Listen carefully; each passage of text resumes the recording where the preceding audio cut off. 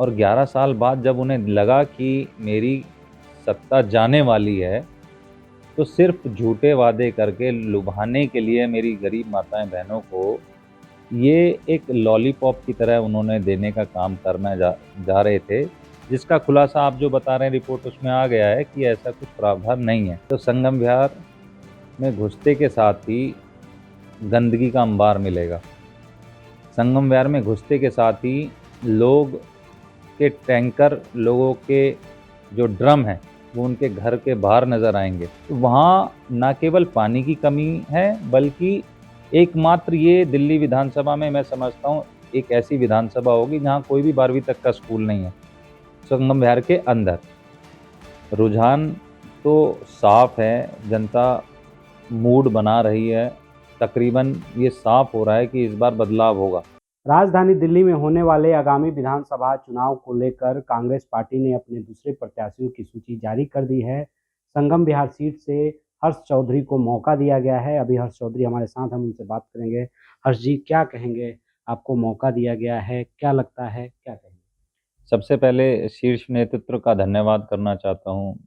खड़गे साहब, सोनिया गांधी जी, राहुल गांधी जी, प्रियंका गांधी जी और दिल्ली में हमारा नेतृत्व कर रहे बड़े भाई देवेंद्र यादव जी, जिन्होंने मुझे इस काबिल समझा। हमारे सेक्रेटरी साहब दानिश अबरार साहब, हमारे काजी साहब और इलेक्शन कमीशन की जो हमारी स्क्रीनिंग कमेटी रही, उन सभी का मैं धन्यवाद करता हूँ कि एनएसवाई की पृष्ठभूमि से निकलता हुआ मैं आज मुझे संगठन की यहाँ ज़िम्मेदारी दी है कि मुझे यहाँ अपना संगम विहार से प्रत्याशी बनाया। मैं पूरी कांग्रेस पार्टी का धन्यवाद करता हूँ और ये उम्मीद भी दिलाता हूँ, आश्वासन देता हूँ कि एक अच्छा चुनाव हम लोग लड़ेंगे और जिस लड़ाई को कांग्रेस गरीबों की, दलितों की, वंचितों की जो लड़ाई है, उस लड़ाई को हम नीचे अपना संगम विहार तक ले जाएँगे।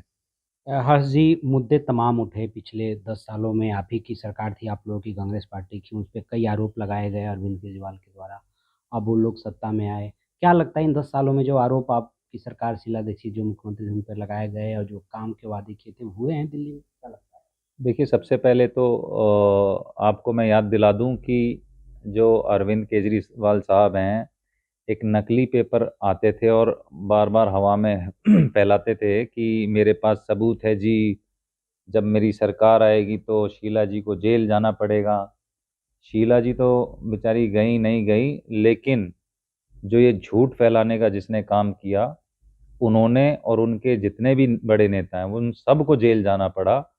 तो ये झूठे लोग हैं, ये झूठ फैलाने में माहिर हैं और अभी जैसा कि ये जो एक और नया झूठ जो इन्होंने बोला है, ये जनता के सामने साफ आ रहा है कि इतना बजट ही नहीं है जिस झूठ के लिए लोग कह रहे हैं कि हम लोग 2100 रुपए देंगे। इतना बजट नहीं है तो किस प्रावधान से ये देंगे, ये भी साफ होने वाला है। आज इसको लेकर के जब इसकी आपने चर्चा कर दी, तो महिला सम्मान योजना और संजीवनी योजना की जो बात रजिस्ट्रेशन करवा रहे हैं इनके नेता, इसको लेकर के आज दिल्ली सरकार के विभाग के द्वारा नोटिस पेपरों में दिया गया है कि इस तरीके की योजना सरकार की नहीं है। तो उसने क्लियरिटी किया है कि इस तरीके की सरकार ने ऐसी कोई योजना नहीं बनाई है। तो इस पर क्या कहें? देखिए, हम तो शुरू से ही कहते आए हैं कि अगर केजरीवाल जी को महिलाओं की चिंता होती, तो आज 11 साल क्यों लगे उन्हें? आज वो 10 साल, 11 साल से हमारी दिल्ली के मुख्यमंत्री हैं और 11 साल बाद जब उन्हें लगा कि मेरी सत्ता जाने वाली है, तो सिर्फ़ झूठे वादे करके लुभाने के लिए मेरी गरीब माताएँ-बहनों को ये एक लॉलीपॉप की तरह उन्होंने देने का काम करना जा जा रहे थे, जिसका खुलासा आप जो बता रहे हैं रिपोर्ट उसमें आ गया है कि ऐसा कुछ प्रावधान नहीं है। हमारे बुजुर्गों के साथ भी यही है, हम लोग गली-गली, मोहल्ले-मोहल्ले गए संगम विहार में और सबको बताया है कि बुजुर्गों की पिछले 11 साल से कोई नई पेंशन नहीं लगी है, बल्कि जो पुरानी पेंशनें भी थी, वो भी रोक दी गई। कभी मिलती थी, कभी नहीं मिलती थी। सुचारू रूप से ना तो पेंशनें मिली, ना हमारे जो राशन कार्ड हैं वो पिछले 11 साल से बंद हैं। तो अगर ये गरीब लोगों के प्रति संवेदनशील होते या सीरियस मैं तो कहूँगा अगर होते, तो पिछले 11 साल से क्यों बंद था? ये सिर्फ़ चुनाव के दौरान अपना ये झूठे वादे करने में माहिर हैं। इस बार लेकिन जनता जाग रही है, जनता जागरूक हो गई है और एक माहौल है बदलाव का, और मुझे लगता है इस बार बदलाव होगा। संगम बिहार पे आते हैं। संगम बिहार एशिया की सबसे बड़ी कॉलोनी हुआ करती थी। कई वादे इसको लेकर के किए गए। क्या लगता है संगम बिहार की समस्याओं का निदान हुआ इन बीते 10 सालों में? क्योंकि यहाँ की जनता ने जो आम आदमी पार्टी के विधायक थे उनको रिकॉर्ड मतों से जिताया था 2 बार 3 बार। तो उसका क्या फ़र्क नज़र आता है आपको? क्या जाते हैं क्षेत्र में तो क्या लगता है? देखिए, अगर आप संगम विहार में जाएंगे तो संगम विहार में घुसते के साथ ही गंदगी का अंबार मिलेगा। संगम विहार में घुसते के साथ ही लोग के टैंकर, लोगों के जो ड्रम हैं वो उनके घर के बाहर नज़र आएंगे। और वो जो ड्रम है वो प्रतीक है इनकी नाकामी का, वो प्रतीक है इनकी विफलताओं का।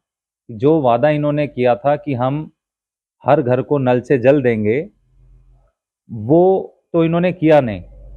बजाय उसके इनका जो विधायक है, वो विधायक जब 10 साल सोता रहा और आज 1 महीना पहले, 2 महीने पहले जब उसकी नींद खुलती है तो हमारे डी ब्लॉक में जाकर वहाँ के लोगों का 50-50 हज़ार रुपये का जुर्माना करवाने का वो काम करता है, क्योंकि लोगों ने अपना वहाँ से कनेक्शन लिया। अगर आज तक भी लोगों को वहाँ कनेक्शन पानी का नहीं मिलता है तो इसमें सबसे ज़्यादा विफलता हमारे माननीय विधायक की है। और अगर आप जनता पे 50,000 रुपये का जुर्माना लगाते हो तो मैं तो समझता हूँ, क्योंकि ये सबसे बड़ी विफलता हमारे विधायक की है, तो उन पे 5 लाख का जुर्माना होना चाहिए। तो वहाँ ना केवल पानी की कमी है, बल्कि एकमात्र ये दिल्ली विधानसभा में मैं समझता हूँ एक ऐसी विधानसभा होगी जहाँ कोई भी 12वीं तक का स्कूल नहीं है। संगम विहार के अंदर, संगम विहार के बाहर तुगलकाबाद एक्सटेंशन में जो 4-5 स्कूल बने वो कांग्रेस के कार्यकाल में बने। शीशपाल जी जब यहाँ से विधायक हुआ करते थे उन्होंने बनाए। आज उसके बाद एक भी नया स्कूल हमारे बच्चों के लिए नहीं बना है। इन्होंने कहा था हम 500 स्कूल बना के देंगे, हर साल एक नया स्कूल बना के देंगे। एक भी नया स्कूल हमारी संगम विहार विधानसभा में नहीं बना है।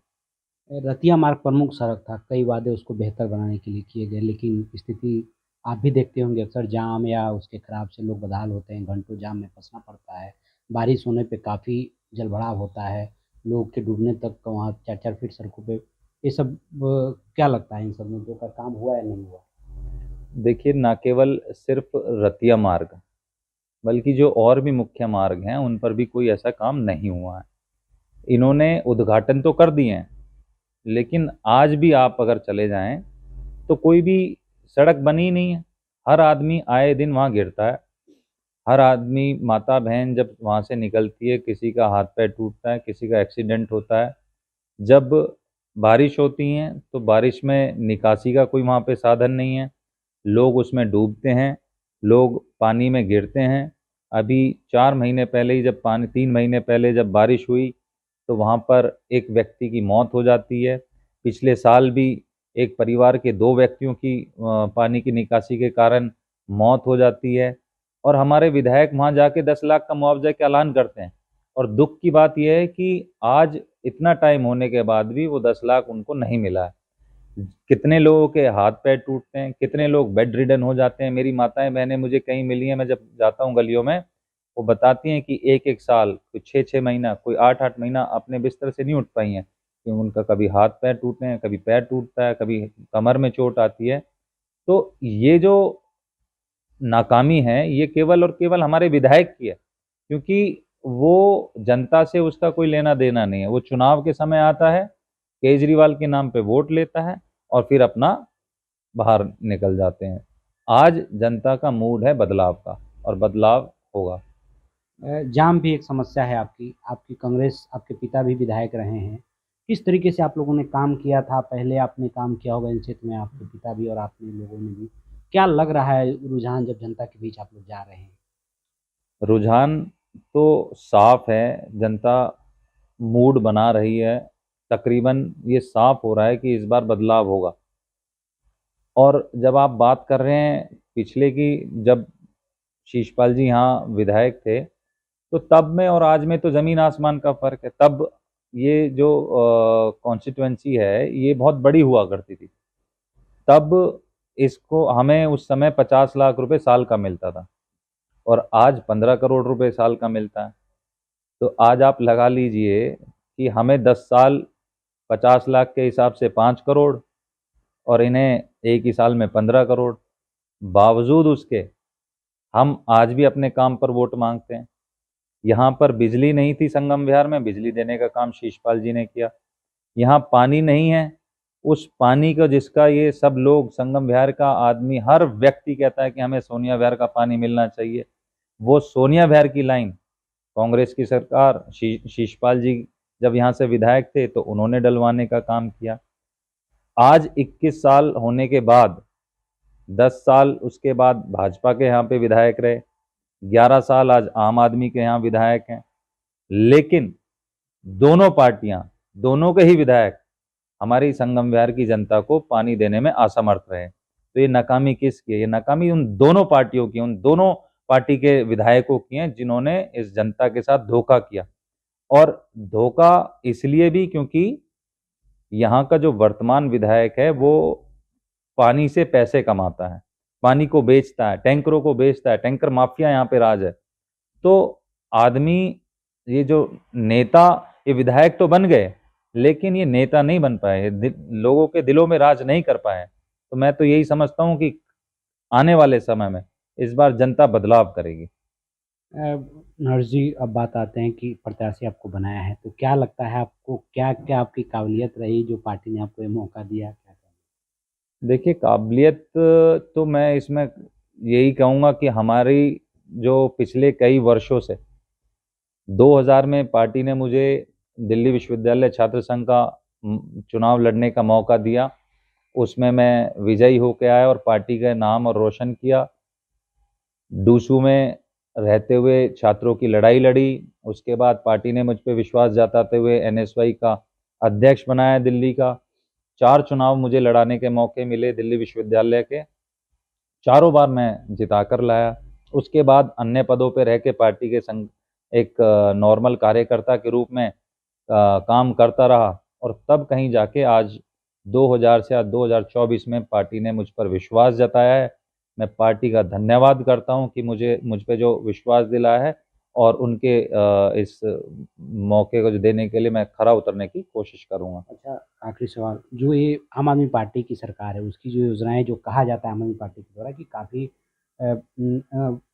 अच्छी योजनाएं हैं जिससे लोग लाभान्वित होते हैं, उसका दावा किया जाता है संगम विहार जैसी सीटों पे ज़्यादा लाभार्थी हैं आम आदमी पार्टी की योजनाओं की, और उसका नतीजा दिखा भी है। पिछले चुनावों में काफ़ी मार्जिन से उनके विधायक जीते हैं। अब क्या लगता है, क्या वो लाभार्थी योजनाओं से, जैसे इनकी फ्री बिजली है, फ्री पानी की बातें करते हैं, महिलाओं को 2100 रुपये देने की बात करते हैं, संजीवनी योजना की बात करते हैं, और भी अन्य तमाम योजनाओं की बात करते हैं, तो क्या इस बार संगम विहार के लोग इन योजनाओं पे जाएंगे, या जैसा कि आप कह रहे हैं उधर जाएंगे? संगम विहार की बात कर रहे हैं, दिल्ली की। देखिए, संगम विहार में इस समय अगर आप बात करते हैं फ्री बिजली की, तो वहाँ कहीं कोई किसी को फ्री बिजली नहीं मिल रही है। दूसरी बात आपने करी फ्री पानी की, तो जब संगम विहार में कोई मीटर कनेक्शन ही नहीं है, लोगों को टैंकर खरीदने के बाद पानी मिलता है, तो पानी कहाँ, जब नल से जल है ही नहीं, वहाँ पर टैंकरों के माध्यम से पानी आता है, टैंकरों के माध्यम से लोगों को धक्के खाने पड़ते हैं, अपने विधायक के यहाँ धक्के खाने पड़ते हैं, ऑफिस में जाके, कार्यालय में जाकर, तब जाकर कहीं उन्हें मुहैया होता है एक टैंकर। उन्हें रिश्वत देनी पड़ती है टैंकर वालों को, और ये ऑन पेपर्स, ऑन रिकॉर्ड है कि हर टैंकर का जो ड्राइवर है उनसे पैसे लेता है, तब उनके पास जो है पानी पहुंचता है। तो पानी, बिजली दोनों ही हमारे संगम विहार के निवासियों को नहीं मिल रही है। उसके बाद अगर हम बात करें हमारे बुजुर्गों की, तो बुजुर्गों की पिछले 11 साल में कोई पेंशन नहीं लगे, सब नाराज हैं। मेरी जितने भी बुजुर्ग लोग हैं, मातृशक्ति हैं, मेरे पिता समान तुल्य लोग हैं, वो सब नाराज हैं कि उन्हें आज तक उनकी पेंशन नहीं लग पा रही है।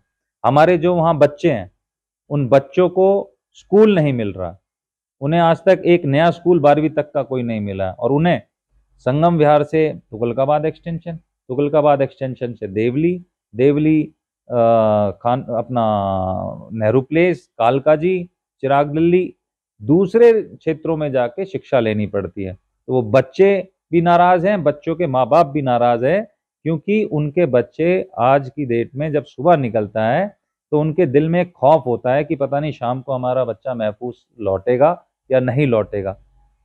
उसके बाद आप बात करते हो लुभावने वाले बातों की कि राशन राशन कार्ड, ये हमारे यहाँ, क्योंकि आप बात कर रहे हैं अनऑथराइज कॉलोनी, हमारे यहाँ मध्यम वर्गीय लोग रहते हैं। संगम विहार का निवासी मध्यम वर्ग का परिवार का आदमी है, उसे सबसे ज्यादा जरूरत है कि यहाँ पे राशन कार्ड बने। पिछले 11 साल में एक भी राशन कार्ड इन्होंने नहीं बनाया, और वो प्रत्येक परिवार इस समय मूड बना रहा है, बना चुका है कि इन सब बातों का बदला लेंगे। उन्होंने जिस तरीके से पिछले 11 साल से उन्होंने धक्के खाए हैं, उन्होंने इधर उधर की ठोकरें खाई हैं, उन्होंने पानी के लिए पैसा दिया है, उन्होंने रिश्वत दी है, उन्होंने इधर उधर जाकर पैसे देकर जो पानी लिया है, शिक्षा बाहर जो ग्रहण करते हैं, क्षेत्र में कोई खेलने कूदने की व्यवस्था नहीं है, क्षेत्र में कोई ऐसी सुविधा नहीं जिसमें सरकारी योजनाएं जो हों और वहां पर चल रही हो, ऐसा हर व्यक्ति नाराज है। क्षेत्र में एक बहुत ही इस तरह का भावना बन चुकी है कि किस कब चुनाव आए और ये जो मोहनिया है इनको हटाने का वो काम करेंगे। अब देख सकते हैं ये संगम बिहार से कांग्रेस प्रत्याशी हर्ष चौधरी हैं, जिनका कहना है कि इस बार परिवर्तन होगा। आशुतोष कुमार, दिल्ली।